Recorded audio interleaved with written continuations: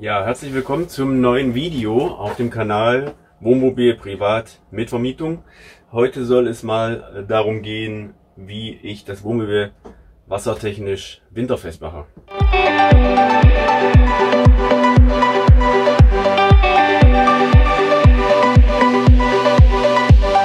Ich zeige euch jetzt mal, wie ich das mache. Deswegen habe ich auch so einen speziellen Ballon in der Hand. Und zwar werde ich mit diesem Ballon mit Hilfe der Luft das Wasser wieder zurück in den Tank pumpen. Ich mache hier schon mal auf. Manchmal läuft dann gleich hier oben noch was raus, beziehungsweise es kommt dann unten schon was, weil hier natürlich dann der Kreislauf offen ist. Wichtig ist, das Wasser läuft nach unten, ist klar. Und man kriegt nicht immer alles raus, denn der Schlauch hat natürlich im Mobil an sich eine tiefere Stelle irgendwo wie der Tank. Der geht ja zu dem Tank, das zeige ich gleich nochmal, auch wieder hoch. Allerdings, wenn das Wasser in dem Schlauch irgendwo ist im Winter und das friert, dann ist das nicht so schlimm, weil das Wasser kann ja weg. Ja, es kann sich schlauchmäßig zur Seite ausdehnen oder das Eis, und auch der Schlauch ist ja ein bisschen flexibel. Wichtig ist es nirgendwo an Pumpen und nirgendwo hier an diesen festen metallischen Teilen ist oder an Plastikteilen, sage ich mal, wie jetzt hier Siphon oder so. Das ist immer alles so ein bisschen so eine Sache, ne? Aber die Pumpe muss auf jeden Fall trocken liegen, das ist wichtig. Ne? Da gucken wir auch gleich nochmal.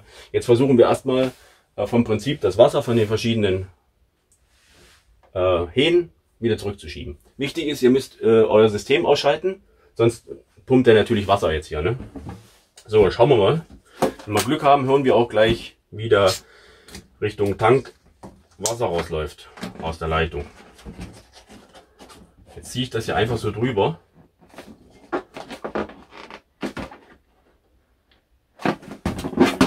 Und versuche auch mal ein bisschen zu drücken.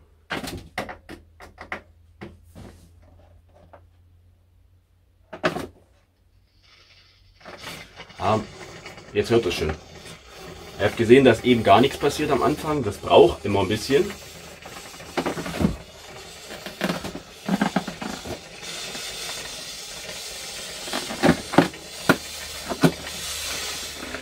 So.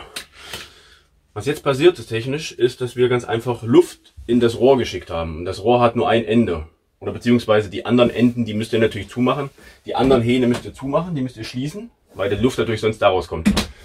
Wenn die zu sind, dann schiebt ihr ganz einfach das Wasser, was sich ja unten befindet, zurück in den Tank. Ne? Oder beziehungsweise, wenn die Leitung nicht ganz voll ist, warum auch immer, dann eben in die untere Stelle des Schlauchs. Auf jeden Fall werdet ihr es hier oben los. Das mache ich jetzt an allen Stellen. Wichtig ist, dann wieder zu schließen. Die Stelle schließen, die nächste öffnen, wieder rauspumpen. Das mache ich jetzt im Bad und genauso an der Dusche. Ich persönlich mache es immer auch noch so, dass ich die Duschbrause, den Schlauch einfach abschraube, den leer schüttel und die packe ich dann zur Seite. Wenn ich die mal brauche oder Kunden, dann, wenn das Gerät benutzt wird, das Wohnmobil auch optisch, baue ich die natürlich dran. Das ist ja schnell gemacht. Ne? Es geht natürlich nur um den Winter. Im Sommer ist das ja vollkommen egal. Ne?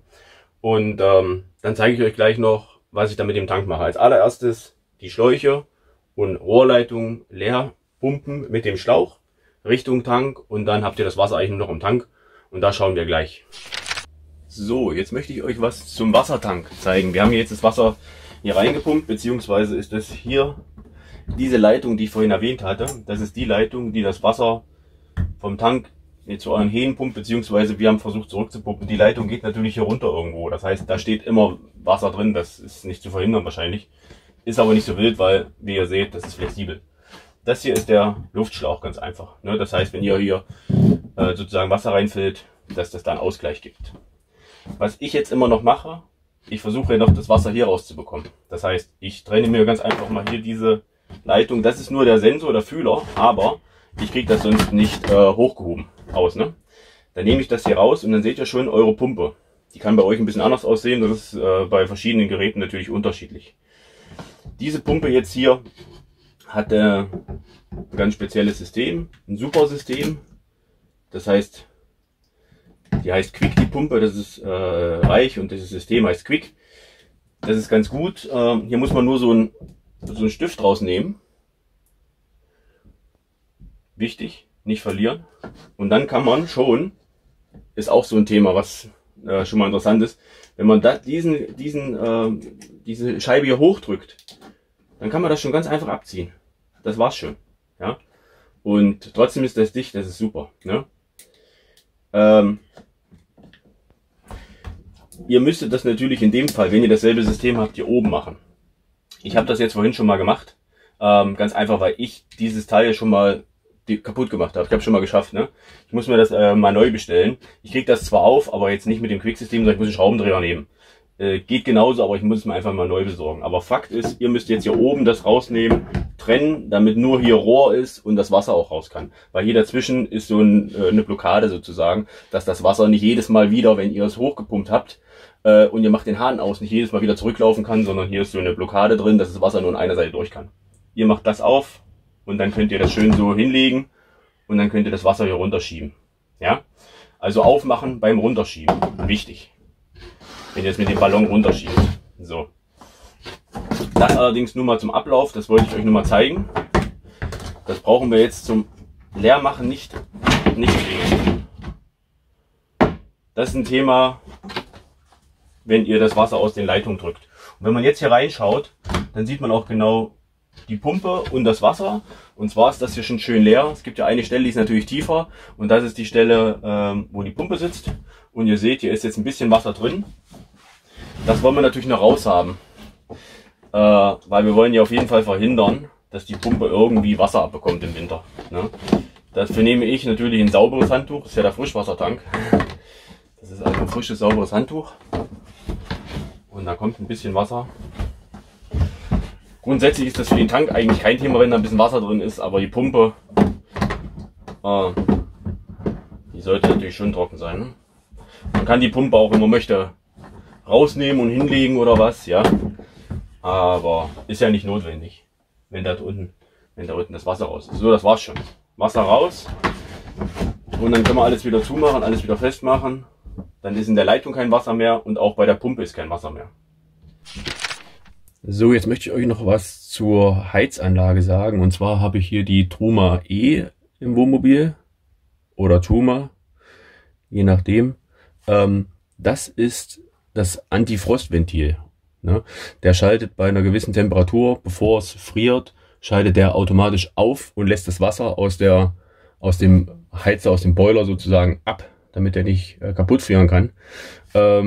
Allerdings müsst ihr das genauso machen, weil wenn ihr das Wasser raus haben wollt aus dem Wohnmobil, dann muss das hier natürlich auch raus. Das muss ja nicht automatisch zwangsläufig passieren. Das könnt auch ihr dementsprechend ablassen rechtzeitig. Und zwar müsst ihr da hier, das ist jetzt sozusagen entleert. Dieser Hebel ist frei, der ist locker. Hier guckt auch der Stift durch, der ist sozusagen unten. Und dieser Taster ist draußen. Das ist jetzt offen sozusagen. Und wenn man das in Betrieb nehmen möchte und das Wasser im Mobil bleiben soll, dann muss man den seitlich schalten. Ja, da entsteht auch Spannung hier, merkt man. Und zusätzlich allerdings noch diesen Knopf drücken. Der bleibt dann drin. Jetzt sind beide Sachen aktiviert. Jetzt könnt ihr sozusagen dann im Frühjahr oder wenn ihr wieder los wollt, das Wohnmobil befüllen und das Wasser bleibt drin. Ja?